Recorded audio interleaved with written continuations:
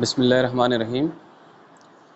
I am Mohammad Imran, lecturer in statistics from Government Postgraduate College, Mansehra. Today our topic is cluster sampling.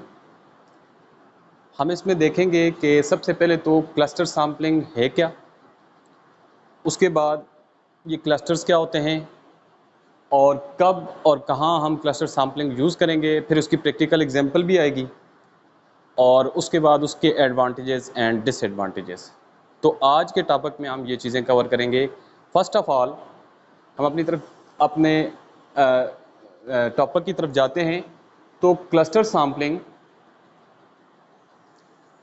उससे पहले हम लोगों ने sample random sampling के बारे में हमें पता है कि वो किस तरह हम सेलेक्ट करते हैं, विदाउट रिप्लेसमेंट, विद रिप्लेसमेंट, और स्ट्रेटिफाइड के बारे में भी इस तरह सिस्टमेटिक है और इस तरह और बहुत सारी सैम्पलिंग टेक्निक्स हैं। लेकिन आप देखेंगे कि सिंपल रैंडम सैम्पलिंग में भी हम इंडिविजुअल यूनिट्स को सिलेक्ट किया करते हैं। स्ट्रेटिफाइड रैंडम सैम्पलिंग हो तो हम स्ट्रेटा के अंदर से specified number of unit select करते हैं, वो इक्वल साइज हो, अनइक्वल मतलब सैम्पल साइज सेलेक्ट करें, इक्वल सैम्पल साइज सेलेक्ट करें, प्रोपोर्शनल करें, नॉर्मल एलोकेशन करें या ऑप्टिमम करें, लेकिन हर स्ट्रेटा के अंदर से यूनिट सेलेक्ट होती हैं। स्ट्रेटिफाइड में सिस्टमेटिक सैम्पलिंग में एक सिस्टमेटिक पैटर्न के जरिए हम यूनिट ही सिलेक्ट करते हैं और इस तरह बाकी सैम्पलिंग टेक्निक्स में भी हम यूनिट्स सेलेक्ट करते हैं। लेकिन क्लस्टर सैम्पलिंग एक ऐसी सैम्पलिंग टेक्निक है जिसमें हम सिंगल यूनिट सेलेक्ट नहीं करते, बल्कि एक group of unit, a cluster of unit हम सेलेक्ट करते हैं। तो हम डेफिनेशन की तरफ जाते हैं कि a sampling technique in which we divide whole population into groups or subgroups in such a way that there is heterogeneity within each group and homogeneity among the groups, and then a simple random sample of n groups is selected from a total of capital N groups of population, and finally all the units of selected clusters। यहाँ पर cluster का नाम आ गया, बेहतर है कि फिलहाल आपको क्लस्टर का पता नहीं है तो यहाँ पर ग्रुप ही लिखें। क्लस्टर भी लिखते हैं तो इतना इशू नहीं है, लेकिन ग्रुप लिखें। सिलेक्टेड क्लस्टर्स या ग्रुप्स फॉर्म आवर सैंपल। तो क्या तरीकाकार होता है जी?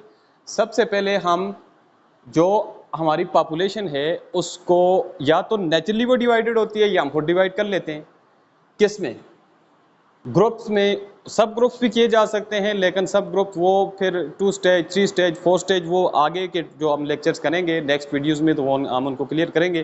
फिलहाल हम यहाँ सिंगल स्टेज क्लस्टर सैम्पलिंग करें।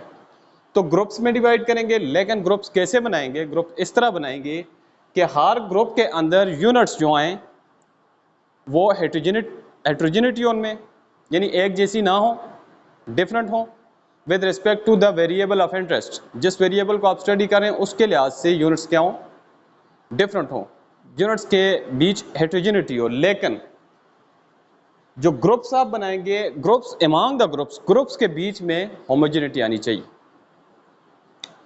कि ग्रुप्स आपस में तो एक जैसे हों, लेकिन ग्रुप्स के अंदर जो यूनिट्स हैं, हर ग्रुप के अंदर जो यूनिट्स हैं वो एक जैसी ना हो। अगर एक जैसी होंगी यानी होमोजेनिटी अगर उनके अंदर होगी तो वो फिर स्ट्रेटा कहलाएंगे, क्लस्टर नहीं कहलाएंगे।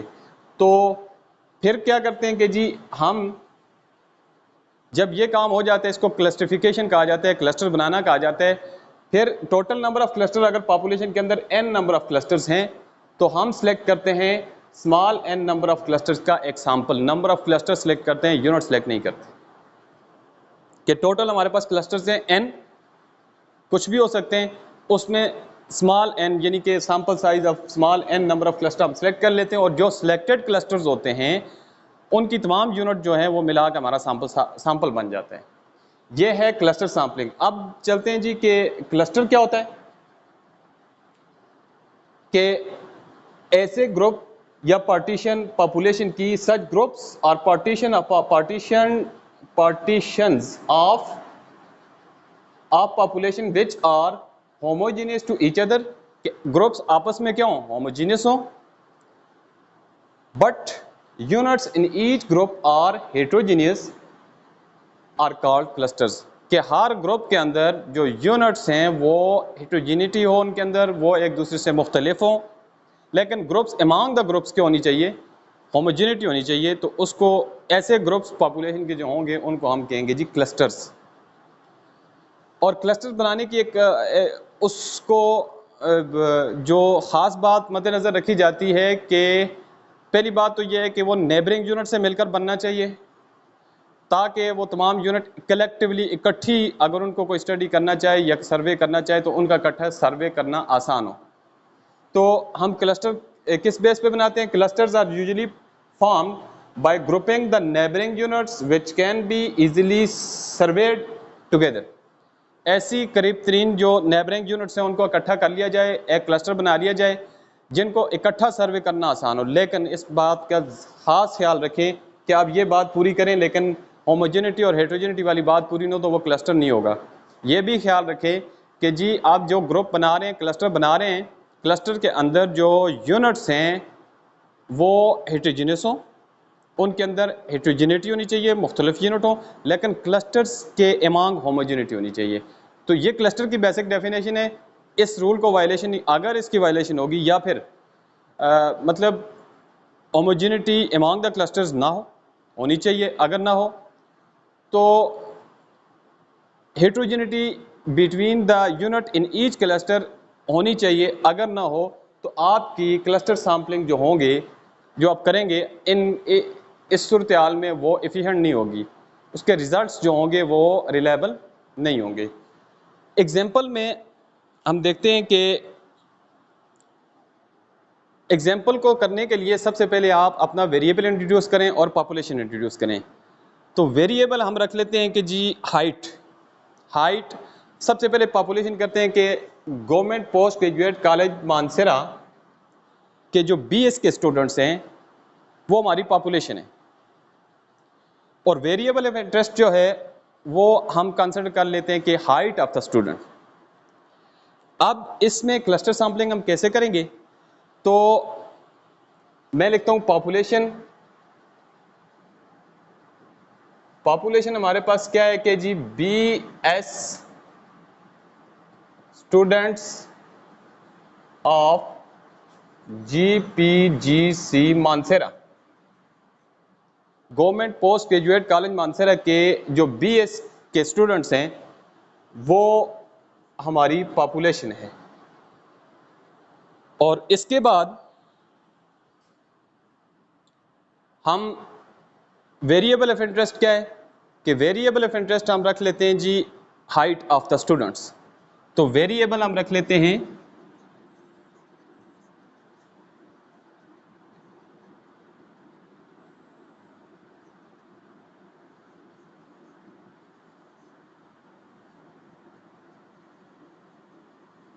Height of students. वेरिएबल जो है वो हाइट ऑफ स्टूडेंट्स, ये हमारी पॉपुलेशन है। अब इसमें हमारे पास क्लस्टर्स कैसे बनेंगे और सैंपल किस तरह सिलेक्ट होगा, ये प्रैक्टिकल एग्जांपल है इन्हीं से रिलेटेड। तो BS स्टूडेंट्स, BS के डिफरेंट डिपार्टमेंट्स हैं। यहां पर लेट्स सपोज हमारे पास 14 डिपार्टमेंट हैं, तो हम लिखेंगे डिफरेंट है, नाम नहीं लिखें आप, नंबरिंग कर लें, या नाम लिखते तो नाम लिख लें। उर्दू है, इस्लामियात है, पाक स्टडीज़ है, इंग्लिश है, पश्तो है, स्टैटिस्टिक है, मैथ्स है, फिजिक्स, केमिस्ट्री। इस तरह सपोज के हमारे पास 14 डिपार्टमेंट्स हैं, तो हम यूँ लिखेंगे 1 2 या नाम लिख लें 3 अप टू 14। ये डिपार्टमेंट्स हैं। पॉपुलेशन इन डिपार्टमेंट्स पर मुश्तमिल है। The population of our population consist of 14 departments. अब हम देखेंगे कि ये जो 14 सब ग्रुप्स बन गए, देखेंगे कि ये ग्रुप्स क्लस्टर्स हैं या नहीं है with respect to the variable of interest which is height of the student. अब स्टूडेंट्स की हाइट किसी एक डिपार्टमेंट को ले लें, उसमें जिस तरह हाइट डिस्ट्रीब्यूटेड होती है कि कुछ की कम हाइट है, कुछ की ज़्यादा है, कुछ टॉल हैं, कुछ डॉफ हैं, कुछ मीडियम उसके हैं हाइट के, तो तमाम डिपार्टमेंट में ऐसा ही है।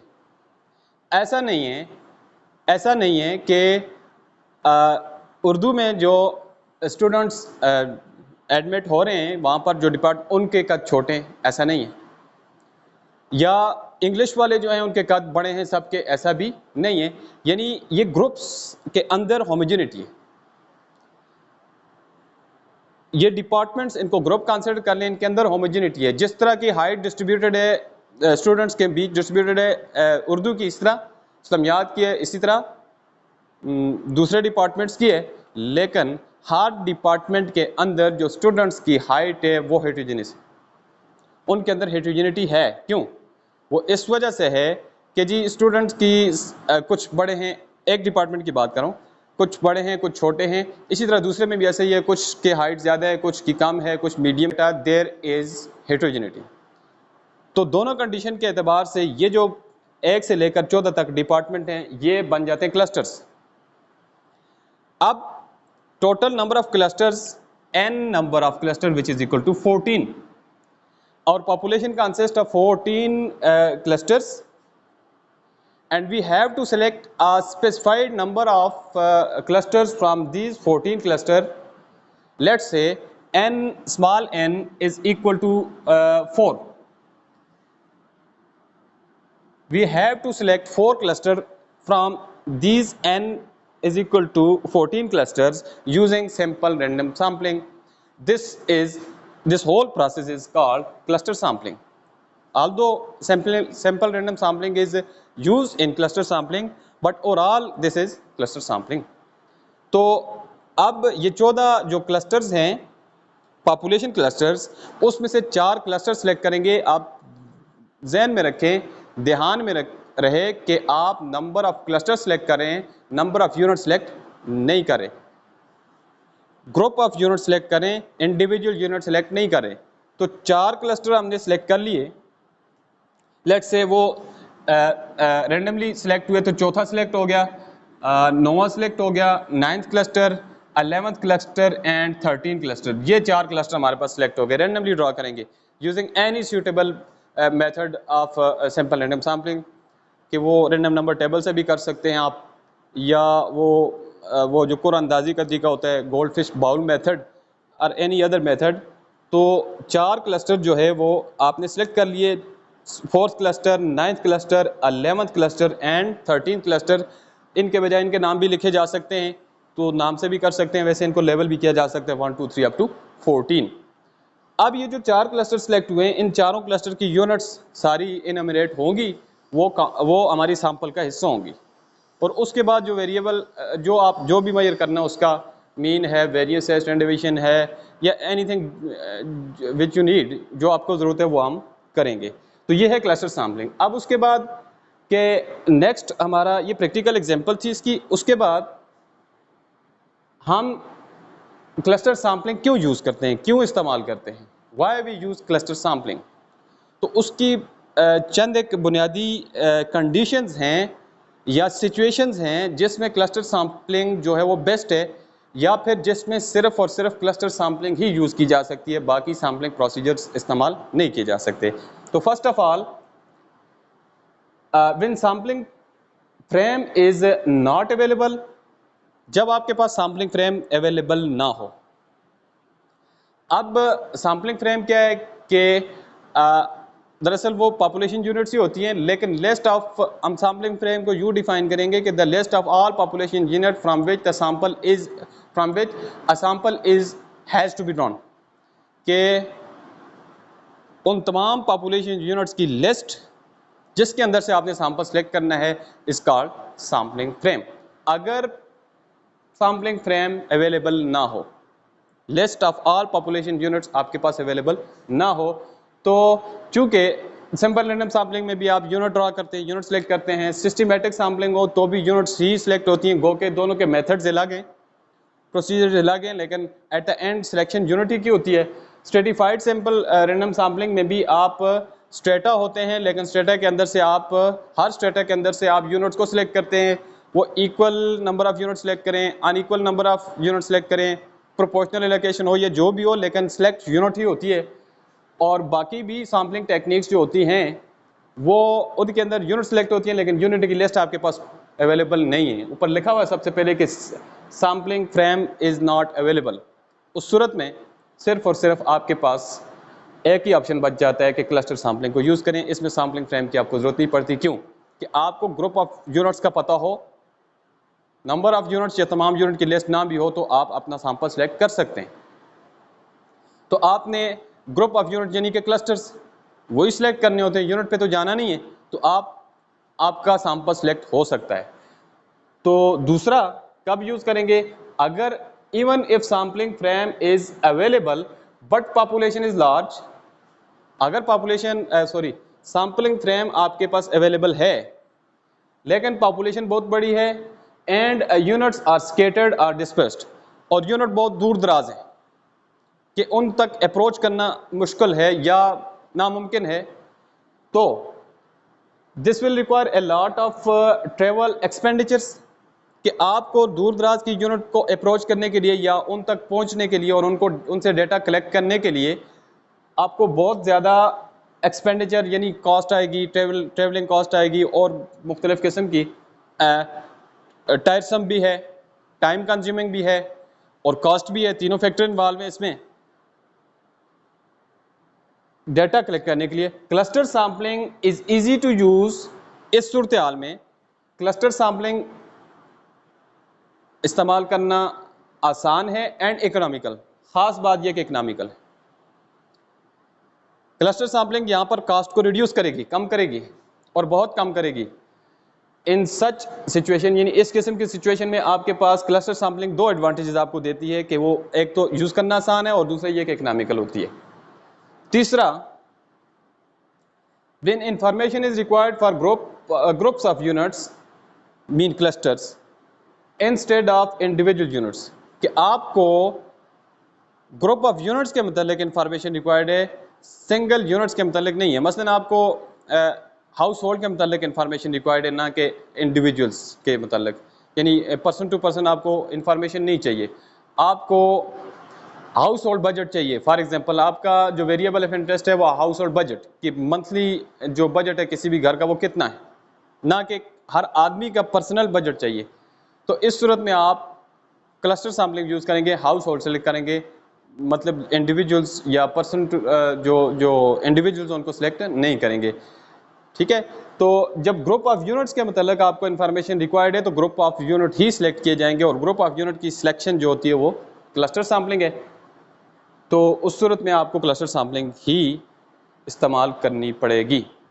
नेक्स्ट हमारा जो करना है कि वो उसके क्लस्टर सैम्पलिंग के एडवांटेजेस हैं और डिसएडवांटेजेस हैं।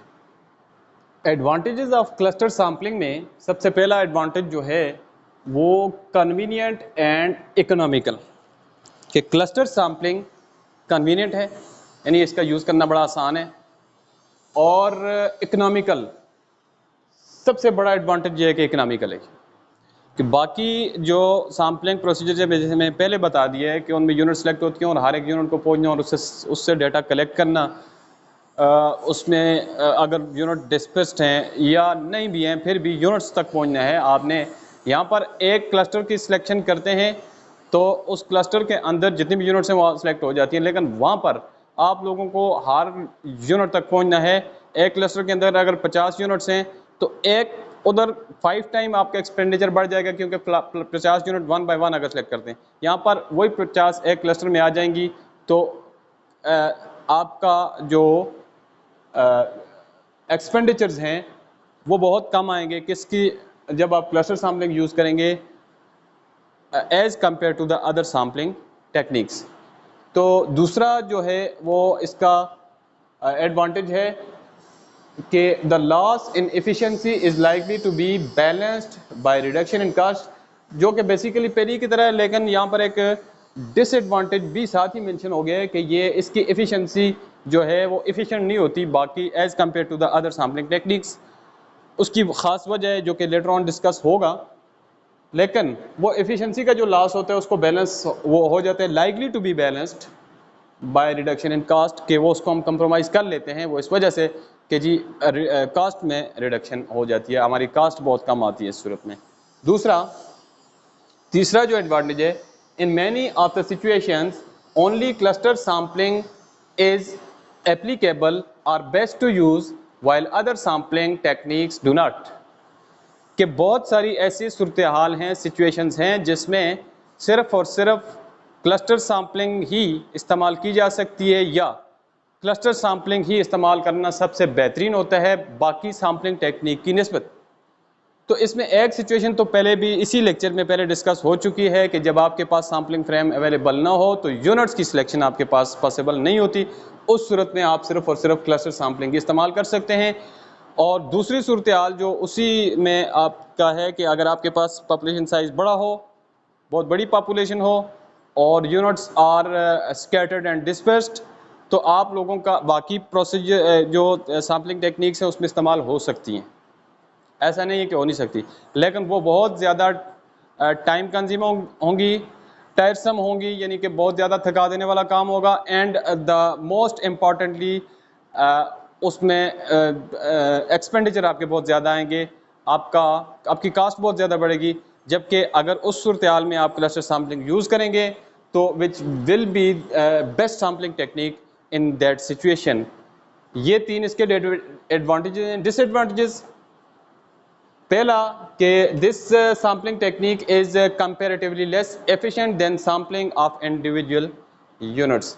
कि जो भी सैम्पलिंग टेक्निक आप यूज़ करते हैं जिसमें इंडिविजुअल यूनिट्स की सिलेक्शन होती है, ये इसमें चूँकि नहीं होती, इसमें क्लस्टर सेलेक्ट होते हैं, वो तमाम उसमें वो सिस्टमेटिक हो या इस तरह जो भी हो, वो तमाम इससे ज़्यादा एफिशिएंट होती हैं। लेकिन इसको प्रेफर फिर भी किया जाता है, वो मैं पहले बता चुका हूँ, कास्ट के फैक्टर की वजह से।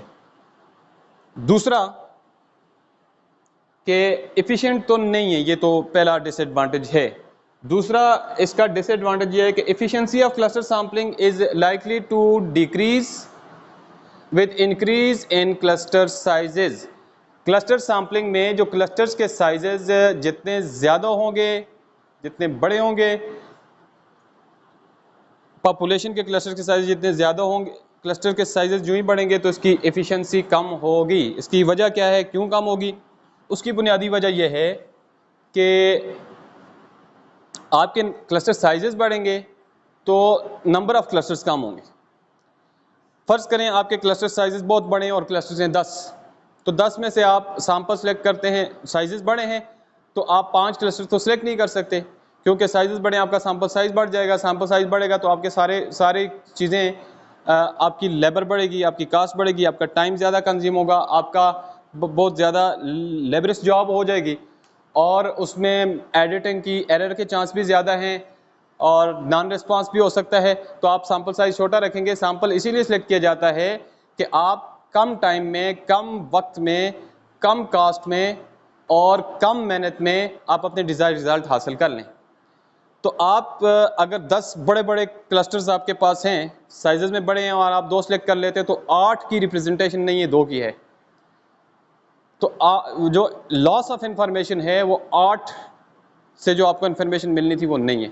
इसी तरह अगर आप क्लस्टर के साइजेस छोटे होंगे और क्लस्टर तादाद में बढ़ जाएंगे, मसलन साइज टोटल पॉपुलेशन उतनी है लेकिन उसके अंदर क्लस्टर 10 के बजाय 50 हैं, साइज टोटल पॉपुलेशन साइज उतना ही है, क्लस्टर के साइजेस छोटे हो गए, नंबर ऑफ क्लस्टर्स बढ़ गए। तो 50 में से आप 10 सेलेक्ट करें तो ये 50 में से 10 की अच्छी रिप्रेजेंटेशन है। तो इस सूरत में वो जो यही वजह है कि आपका जो ही क्लस्टर साइजेस बढ़ते हैं तो एफिशिएंसी जो है वो डिक्रीज़ होती है और क्लस्टर साइजेस जब छोटे होंगे तो नंबर ऑफ़ क्लस्टर बढ़ेंगे तो हम क्लस्टर थोड़े ज़्यादा सेलेक्ट कर लेंगे तो आपके सैंपल के अंदर ज़्यादा क्लस्टर्स की जो है वो रिप्रेजेंटेशन आ जाएगी तो आपका रिप्रेजेंटेटिव सैंपल आ जाएगा। तो रिप्रेजेंटेटिव सैंपल वो एफिशिएंट होता है। तीसरा जो मेजर इसका डिसएडवांटेज है वो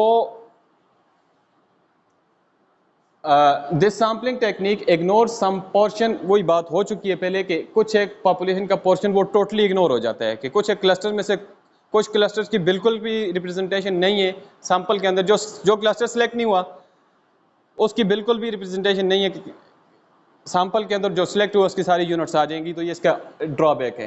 तो